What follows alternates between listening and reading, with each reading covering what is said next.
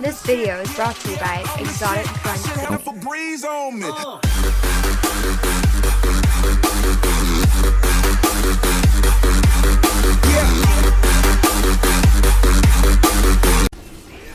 Final Fantasy 15. Reclaim your throne.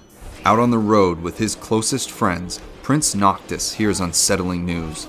His homeland has fallen to the Empire, with his father, his fiancée, and he himself reported dead. Unsure of what to believe, he knows only one thing. He must make his way home and take back what is rightfully his. Exotic Grunt Gaming here, bringing you a Final Fantasy 15 review by Darth Ben 60. What's up, guys? So to start it off, Ben, what are some general thoughts of Final Fantasy 15? So some general thoughts on Final 15 is that I had a lot of fun playing it. I've never played a Final Fantasy game before. I thought it was really interesting seeing this intricate, modern world they built. But other people still use guns, and there's giant monsters, and your group only uses swords except for Prompto. And it was really interesting seeing this stark contrast of modern and definitely old school swords and one open world. I thought that was cool. The giant monsters were a lot of fun to fight, although not a big fan on the monster hunts themselves. It was good. The map was big open world. I thought the story was interesting. It definitely had a few twists in there that I appreciated. And I thought they did a very good job with the ending, because I definitely think they could have copped out with a very happy ending. Instead, they hit you with that hard, emotional ending. Okay. So after having played this, and this is kind of a first of its kind for Final Fantasy, where it's a truly open world RPG, how does Square Enix's game here compare to other open world RPGs that are its predecessors? Comparing to other open world RPGs, it's kind of weird, because we'll start with something like traversal, because you have two modes of traversal in Final 15. You have a car and a chocobo, and it's easy to tell right off the bat that for far distances you're supposed to use your car. That's what you use a car for. But it's weird because in most RPGs, you have just a horse or just fast travel points. So it's kind of weird balancing should I use a chocobo to go all that distance, or should I use my car? Yeah. A lot of times I would end up using a chocobo even if the distance was a mile and a half. What takes a while even on a chocobo, just for the fact that I can then fast travel back to my car and then fast travel to any point from my car. Yeah. Because something I found that tired on me early on was driving everywhere. Okay. I thought it was a cool thing at the beginning, but as quest distances get further, it definitely tires on me. I think they did great with all the actual side quests. Each side quest is sort of like a chain, and then at the end of the chain usually points you towards a dungeon. Okay. I thought that was really well done, because the dungeons themselves are a lot of fun. The monster hunts, as I've already said, I did not appreciate, because you can only pick up one at a time. That really, I understand, because a lot of the monsters for each tipster's monster hunt spots, they all spawn in the same spot. Okay. So you have to kind of go back and get you have to let the map reload a new monster there. I didn't like it though. I feel like you should be able to pick up more than one at a time. Yeah. Okay. But they did a good job. Yeah. They did a good job. It's almost like a Witcher. Yeah. Not quite as great though, but it's fun. So, and I've played the game and I've gone through it. I've put some hours into it. Not as many as you, but from my experience so far, there are a lot of mechanics that can change the way the battle goes, and you kind of have to prepare before big fights, like monster hunts or big fights in the storyline and whatnot. So there's this way, for Ignis, he can cook meals for you at campsites or when you stay places to give your team buffs. And from what I had seen already at my low level of 39, 40, I had already unlocked quite a number of meals. So from your experience further on, probably twice as many levels as me, how do those meals come into play more in the end game? Are they more useful than in the beginning? Because in the beginning they could kind of be looked over.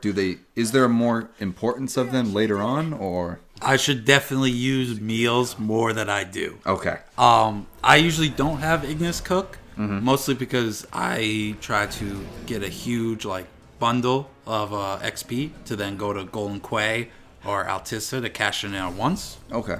So a lot of times I end up buying it. That being said, a lot of those bonuses are pretty good. Like when Ignis hits level 10 cooking, he actually can make something that gives you critical hits all the time, or makes you have increased damage all the time. I forget what it was. I think it's critical hits all the time. Okay. Something like that. That's drastic. Especially you have what the enemy is weak to. That means they're just peppering damage on them. Yeah. So the cooking it's important.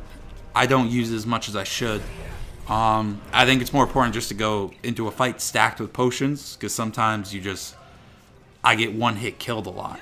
Okay. And I'm level 80, I'll get one hit killed from fighting the level 120 boss to get the final legendary weapon.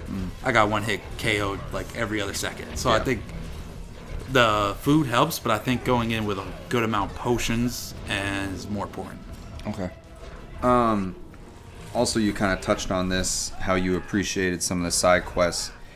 How do you think the side quests come into play in this greater world? Because for me, a lot of open world games really rely on those side quests adding to the actual kind of climate of the world that you're in the setting. So are these side quests as much of a driving force of the setting of where you are in Final Fantasy 15, or are they kind of just there to eat up some time and offer a new avenue for gaining XP, or is it kind of both?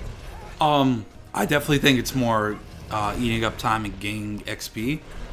But with that being said, I still greatly appreciate the side quests, because even though those side quests do just kind of eat up time, they're fun. They're fun to play. They're fun to do. And it really just goes to show how good the mechanic of Final Fantasy 15 is with combat and everything. Because even though I know almost all the side quests are just go here and collect this one item for an individual and then go back, I have fun doing it. Yeah. I know we talked about this before, but it almost seemed as though, especially since this game was in development for, I think, 15 years or something crazy like that, it almost seems like there's two separate games going on, and part of that is due in part to the campaign, but also, like you said, the monster hunts, sometimes you have to do one by one until you get to the last monster hunt, and you can't take them all at once. Some of the side quests almost can seem somewhat linear as well. You go into a dungeon and say you kill the boss, but you didn't have the quest yet. You're still going to have to go back and kill that boss at some point. So how does that make you feel playing an open world game? Does it make it feel more linear, or does it work in this case? I would say it works. So I don't think the linearness of the game detracts from the open world at all. There are definitely some moments that kind of upset you, like when an area has a monster hunt to kill a boss at the end of a dungeon. Yeah. You kill that boss. You don't complete the monster hunt. You have to go back and do it. Yeah. That stuff kind of upsets me.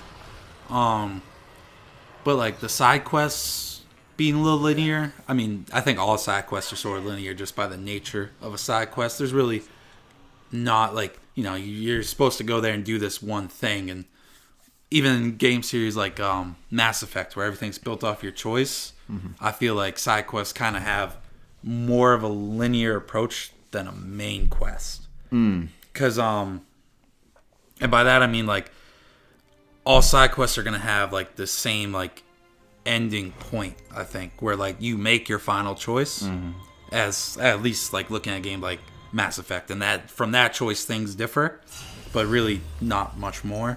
Okay. But Final Fantasy, you don't make really any choices. Kind of everything you just say yes to. Yeah. Because you're a prince going to a distant land, and on the way you're just gonna go collect some frogs for some girl. I don't know, but it works. And I guess that kind of leads into the final question. And with, I guess, some of my supporting information. Comparing this game to a game like Skyrim or The Witcher 3, where those side quest decisions do make a big difference, where you're fighting for either side of the alliance in Skyrim, and that determines the fate of Skyrim, or where in The Witcher 3, even more drastically, the decisions you make along the main quest and side quests affect the ending of the game entirely that you get. How does a game like Final Fantasy 15, where you don't have that much say in the world, where would you rank this game, not only just comparing it to other RPGs, but as a game itself in 2016 or as any year? What would you give this out of 10? I would give this game an 8.8 out of 10. It's still a great game. Yeah, none of your choices matter in the story, but the story is very cinematic. It's very fun to watch and like experience. And I think they do a good job of not having Noctis be an asshole who you think is making the wrong choices, because that's a big thing about Western RPGs now are all about giving you choices and how to do this and how is your character going to be. And I feel like that's a lot of fun. Like Mass Effect is my favorite series because of all the choices you get to make and all that cinematic experience. But I think Final Fantasy does a good job of bringing back that kind of old school, like there's only one option here. There's only, you just follow the main story like an Elder Scrolls game. As far as the main campaign goes. And you just follow this, and this is the story. But I think it's very cinematic. I think it's done very well. And I think people should definitely play this game. It's a lot of fun. There's definitely some dated mechanics in there, I'd say. Just like things that I feel like were part of their original vision that they didn't get rid of. Bringing it back, like the monster hunts, only be able to pick one. Just how the side quests are, because the side quests are very fetchy. Like I said, I had fun doing it, but it is very fetch-driven side quest. Just all of them.